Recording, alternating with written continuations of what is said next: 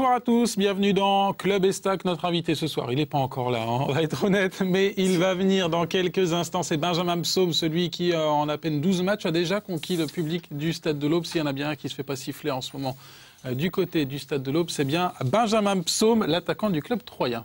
N'est-ce pas, messieurs Dallé et Cassis? Bonsoir, oui, tout à fait. Bon, avant que Benjamin n'arrive, on va parler... on va rejoindre quand même Sandra en régie, c'est elle qui va recevoir vos questions Facebook, vos questions également par le SMS. Bonsoir Sandra. Bonsoir, alors on a déjà quelques questions reçues par SMS, mais vous pouvez continuer bien sûr au 06 07 33 56 23. Bonsoir Seb.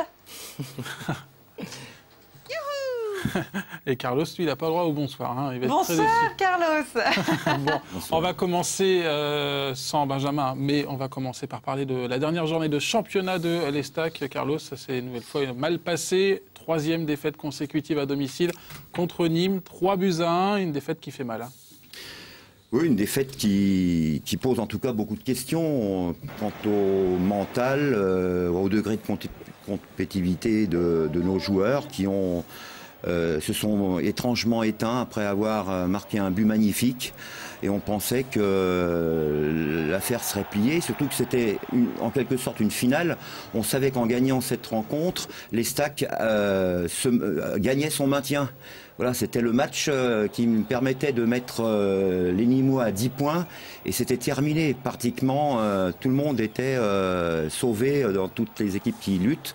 Et voilà, ce qui est malheureux, c'est que Nîmes n'a pas fait un super match, mais comme on le voit sur ces images, a profité des erreurs et encore des cadeaux de l'Estac.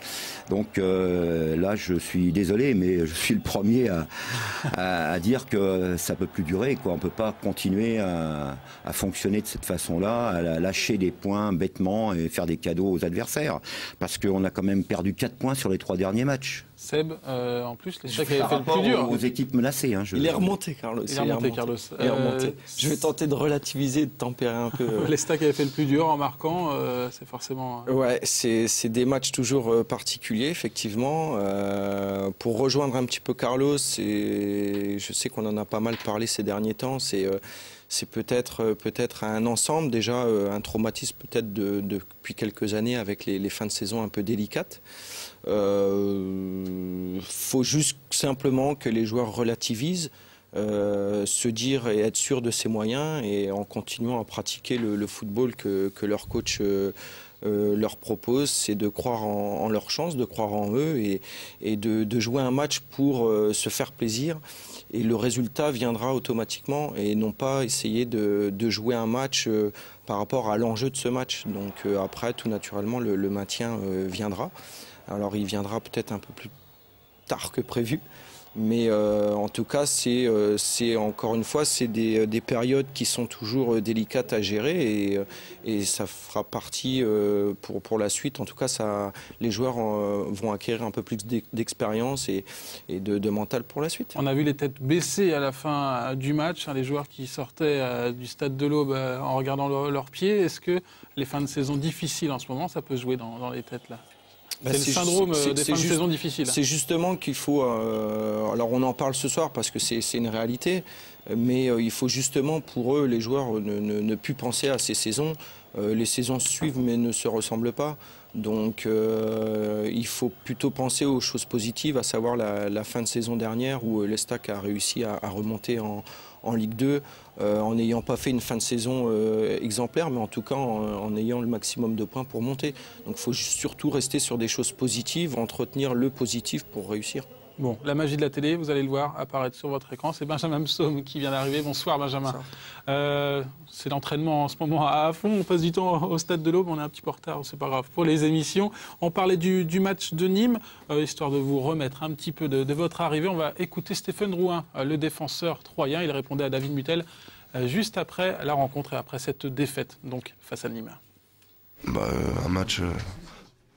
qu'on n'a pas su gérer, voilà, on a perdu, je pense logiquement ce soir. Il n'y a rien à dire de plus, voilà, on était en dessous un peu de tout, malgré le fait qu'on ait réussi à ouvrir le score. Je crois qu'on a été tétanisé pendant toute la partie. Et donc on perd logiquement contre une équipe qui était peut-être pas plus forte, mais qui en voulait plus que nous ce soir. Voilà, on glisse dangereusement dans un classement où ça se resserre derrière, et où il va falloir vite montrer autre chose mentalement et physiquement pour espérer prendre des points. Je pense qu'on a été en haut une période en première partie de saison. Après, voilà, on est rentré dans le rang, ce qui était un peu prévisible. Maintenant, ça fait 5 matchs ou 6 matchs qu'on prend plus grand chose, on a pris 1 point. Donc voilà, il n'y a plus de confort à avoir. Je crois que si on veut rester en Ligue 2 l'année prochaine, ça passera par un autre type de match pour prendre des points. Après Stéphane Drouin, les résultats de cette 32e journée de Ligue 2. L'Estac a donc perdu Le Mans aussi du côté d'Évian. Ils n'ont pas fait mine en plus, les Manceaux 3-0. Dijon l'emporte à Reims. Metz gagne face à Boulogne. Au classement, l'Estac est désormais 16e. Il n'y a plus que 4 petits points d'avance sur la zone de relégation. 4 points avec en plus un goal average très défavorable en faveur de l'Estac. C'est beaucoup encore. Il reste 5 journées, voilà, c'est ça. Benjamin, est-ce que vous êtes inquiet aujourd'hui dans le vestiaire après cette mauvaise série, très mauvaise série? Disons que c'est vrai qu'il faut tirer quand même la sonnette d'alarme. Après, on n'est pas inquiet plus que ça. On a confiance en nos possibilités. On sait que d'ailleurs on est dans une mauvaise passe. Il va falloir arranger ça dès vendredi. Après, il ne faut pas paniquer. Je pense que c'est la dernière des choses à faire, c'est paniquer. Donc, faut avoir confiance en nos possibilités parce qu'on n'est pas devenu du jour au lendemain mauvais ou des choses comme ça. Et après, il faut bien bosser et essayer de vite regagner cette efficacité qui nous manque, soit offensivement ou défensivement, et prendre des points surtout. Comment est l'ambiance dans le vestiaire? Toute la saison dans les clubs Estac, on a loué à la bonne ambiance dans le vestiaire troyen. Est-ce qu'il y a des fissures qui apparaissent? Non, après c'est sûr que comme on dit souvent, c'est dans la difficulté qu'on voit vraiment les hommes et les groupes. Donc nous, malgré que ce soit difficile en ce moment, c'est vrai qu'il n'y a pas de fissure, ça se passe bien, c'est toujours pareil. C'est sûr qu'on essaie de se parler un petit peu plus, mais ce qui est normal. Mais après, il n'y a pas plus que ça de problèmes ou de choses comme ça, il n'y a aucun souci. C'est des gens qui vivent bien ensemble depuis le début, donc même si c'est un peu plus dur en ce moment, on essaye justement de plus bosser, pour essayer d'arriver vite à notre objectif. Est-ce que parmi vous, dans le vestiaire, on sent une envie de bien faire et de bien finir? Est-ce qu'on n'a pas perdu un peu de confiance et est-ce qu'on en profite pour se resserrer justement encore un peu plus? Oui, bien sûr. C'est clair que comme je disais, c'est dans la difficulté que là, il faut se souder encore plus. Donc ce qu'on essaye de faire, vraiment, on essaye de plus parler, plus communiquer pour... On a tous un objectif commun, c'est le maintien, on le sait très bien, on en a discuté, ce sera préjudiciable pour tout le monde si on descend. Donc il faut vraiment avoir cette culture du résultat, de vite prendre des points et essayer de se rassurer le plus vite possible. C'est le principal. Le président Mazzoni a annoncé qu'il n'allait pas vous lâcher d'une semelle cette semaine. C'est le cas? Vous le voyez tous les jours à l'entraînement, il vient vous dire des mots durs, j'imagine? Non, le président il est derrière nous, on le sait, il n'y a aucun problème.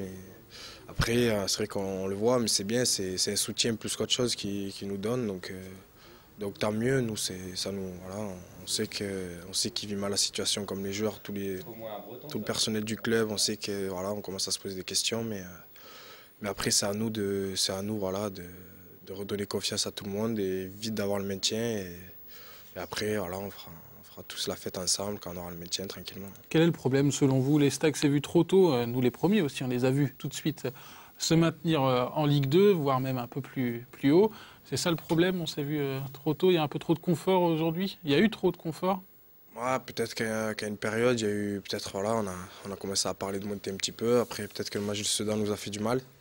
Mais après, un sportif de haut niveau il doit tout le temps se remettre en question, se ressaisir. Donc, c'est pas une excuse ou quelque chose comme ça. C'est à nous de travailler. Mais après, ouais, peut-être que maintenant, on s'est dit à 40 points, on les a eu assez rapidement. Peut-être on s'est dit on les maintenu.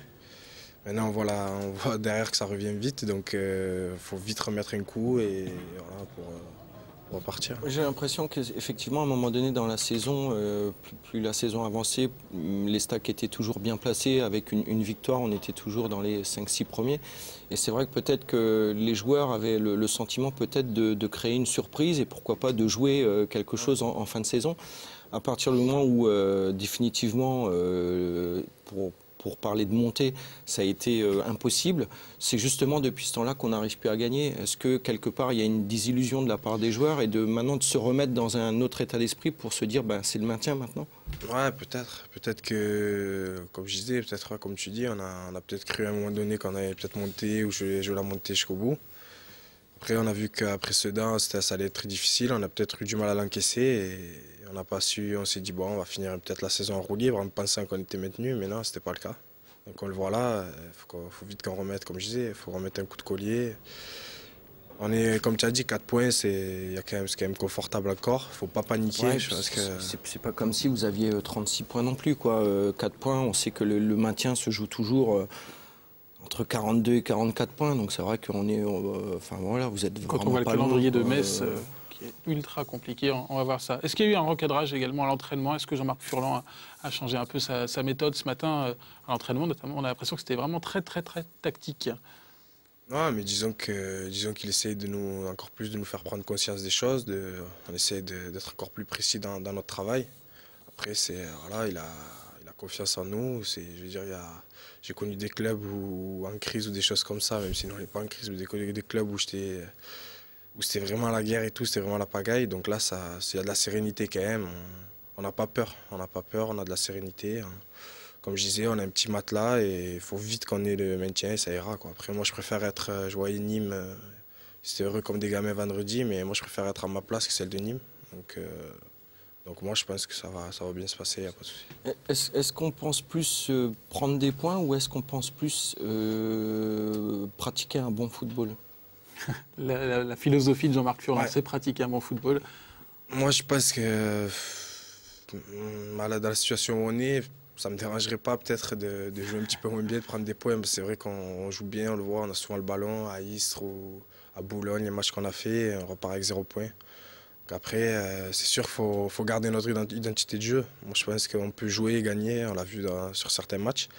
Mais bon, après, si on a la réussite qui nous fait un peu défaut, si peut-être on joue moins bien mais qu'on a la réussite, on sera tous contents parce qu'on aura pris des points, quoi. Vous ne regrettez pas d'avoir signé à l'Estac en début d'année?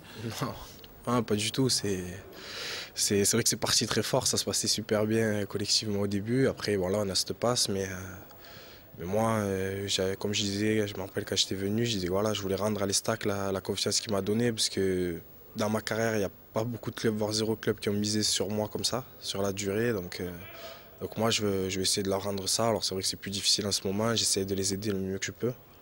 Mais bon, j'ai confiance, il y a vraiment tout ici, donc je pense qu'on va se maintenir bien. Après, la saison prochaine, je vais vivre une saison complète, parce que là, c'est vrai que je suis arrivé en cours d'année, et essayer de faire une bonne saison la saison prochaine après en Ligue 2. Vous avez constaté que le public troyen était très exigeant, et il vous aime bien quand même, ce public. Vous êtes satisfait de vos performances aujourd'hui? Le public troyen, lui, apparemment, il est satisfait de vos performances? Disons que, ouais, j'essaie de... Bon, après, c'est dur de parler individuellement, parce que moi, je préfère parler collectivement, mais après... c'est vrai que pour l'instant, ça se passe bien. Mon acclimatation s'est bien passée. 3 buts déjà, au stade de l'Aube. Ouais, au stade de l'Aube. Ça, c'est plutôt sympa, toujours, pour un attaquant, évidemment, de marquer. C'est l'objectif. Mais Ouais, après, bon, moi, j'aime bien me faire les passes aussi. Je suis pas, comme j'avais dit, je suis pas un buteur particulièrement, mais j'aime bien. C'est dur en plus. C'est difficile. Ah non, il y en a pas mal après, notamment c'était contre Dijon. Et puis le dernier contre Angers, on va le revoir. Donc des buts, il y a aussi 4 passes décisives dans les dernières journées en plus. La plupart du temps au stade de l'Aube, il y en a une quand même pour Seb Grax du côté de Clermont. Les passes décisives, ça vous fait également plaisir? Ouais, moi, disons que j'aime bien faire marquer, alors marquer aussi, mais j'aime bien faire marquer. C'est vrai que la saison dernière, j'avais eu de la chance d'en faire pas mal aussi. Donc, ça, moi, à partir du moment où je peux aider mes coéquipiers, c'est le principal. Je veux dire, il y a pas de. Moi, le seul but dans le match ou quoi, c'est qu'on gagne le match à la fin. Hein. Contre Nîmes, je fais une passe, mais on ne gagne pas, donc ça sert à rien. T'en es à combien de matchs là? On a les stats, 10 matchs comme titulaire, 2 matchs comme remplaçant. 10 matchs comme titulaire, 2 matchs comme... Ça fait 12 matchs et il est impliqué sur 7 buts. 7 buts, Carlos, il a vite grimpé dans les classements des Troyens, hein, au niveau des buteurs, 3e. Oui, mais on connaît le potentiel et la qualité de jeu de Benjamin. C'est un joueur qui a, il faut le dire, qui a le niveau de Ligue 1. Donc, c'est sur des garçons comme Benjamin, ils sont 3 ou 4 sur lesquels on peut s'appuyer pour justement renverser la situation et aller chercher ce maintien, parce que honnêtement, cette équipe-là elle a largement la valeur de bien évoluer en Ligue 2. Donc c'est ce qui manque un petit peu, parce que Benjamin est arrivé depuis peu de temps, mais il ne connaît pas encore les fins de saison troyennes. C'est un garçon qui est appelé à devenir un cadre. C'est ce qui manque peut-être un petit peu au sein du groupe, des cadres qui prennent leurs responsabilités, des garçons comme on a connu dans le temps avec Adam, avec Touraine, avec Nivet, qui savaient en cours de match rameuter tout le monde et puis remettre la machine en ordre de marche. C'est ce que vous constatez, il manque des cadres dans ce groupe? Après, c'est vrai qu'on est un groupe jeune, on est un groupe assez jeune, il y a de la qualité. Après, peut-être que de temps en temps, dans certains matchs, il manque un peu l'encadrement, mais après, c'est vrai que c'est important. Mais après, bon, je pense que chaque joueur est professionnel, même si on est jeune. Moi, j'ai vu des joueurs jeunes dans ma carrière qui savaient déjà avoir une certaine maturité. Donc après, chacun doit avoir sa maturité, savoir ce qu'il doit faire. Dans ces groupes, il y a différents statuts, différents âges, et c'est vrai que tout le monde doit avoir son mot à dire. Donc après je sais pas, c'est une question de mentalité après plus. Il manque un Gaël Sens, qui a beaucoup manqué cette saison. Oui, aussi, bien entendu. Allez, Carlos se prépare pour ses échos. Juste avant, c'est l'heure de jouer pour tenter de gagner des places pour la rencontre face au Mans. Mardi, à gagner ce soir, 10 places. Vous nous appelez 03 25 72 31 95. Voici la question du soir. Combien de buts Benjamin a-t-il marqué depuis son arrivée à l'Estac début 2011? Carlos, on commence les échos par une mauvaise nouvelle, la fin de la belle aventure pour les jeunes Troyens en Coupe Gambardella. Oui, c'est une mauvaise nouvelle parce que ça se termine à une encablure du Stade de France. Ils y croyaient tous, ils avaient tous envie. Alors on voit les images là contre Saint-Étienne. En fait, cette équipe-là, elle a cédé devant des joueurs, notamment 2 attaquants assez exceptionnels. Et donc si Rémi m'entend, le supporter de Saint-Étienne, je peux dire que là il y a 2 belles pépites qui s'appellent Mailly et Saadi à Saint-Étienne, et donc Saint-Étienne peut voir venir. Mais nous on a fait quand même un match dans la qualité du jeu. On a été largement à la hauteur des Stéphanois. Il n'y a pas 3 buts d'écart comme le score l'indique à l'arrivée. En tout cas, c'est réjouissant parce que cette équipe a fait un beau parcours, et à l'intérieur de cette équipe, bien entendu, il y a des joueurs en devenir. On aura, je pense, l'occasion de leur rendre hommage mardi prochain, 10 mai, avant le coup d'envoi de la rencontre contre Le Mans. Les U17, un peu plus jeunes, ils sont bien partis pour disputer les finales nationales. Voilà, de saison en saison, et voilà, le centre de formation est en progression, et les U17, en battant Reims 2-1 dimanche, se sont emparés de la première place, seuls, avec 1 point d'avance sur Strasbourg, 2 points sur Nancy et Metz, et il ne reste plus qu'un match. Et donc, s'ils l'emportent à Saint-Quentin dans 2 semaines, pour la fin de ce championnat, ils disputeront pour la 2e saison consécutive la poule finale pour viser le titre de champion de France. Avec un but de Mehdi Kadi dans les arrêts de jeu. 25e but de Mehdi Kadi. Ce qui est intéressant, en tout cas, quand on voit le parcours en Gambardella et le parcours des 17 ans, on peut effectivement, comme disait Carlos, s'imaginer que de futurs nouveaux joueurs professionnels viendront à l'Estac, et de qualité, quand on voit les résultats. Donc ça, c'est important pour la dynamique du club aussi, quoi. On va écouter justement ces U17. Ils aiment bien Canal 32. Écoutez-les, c'était dans les vestiaires du complexe Henri Terré. C'était le mois dernier, lorsqu'on a enregistré notre émission spéciale Centre de formation.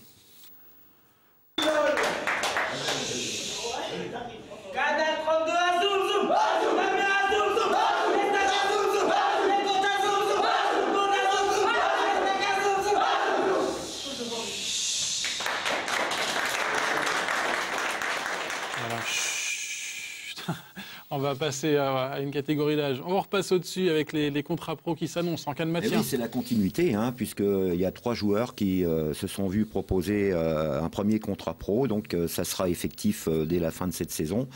Wilfried Rother, le défenseur, qui malheureusement a été un peu handicapé par plusieurs blessures, mais dont les qualités sont évidentes, donc deviendra professionnel.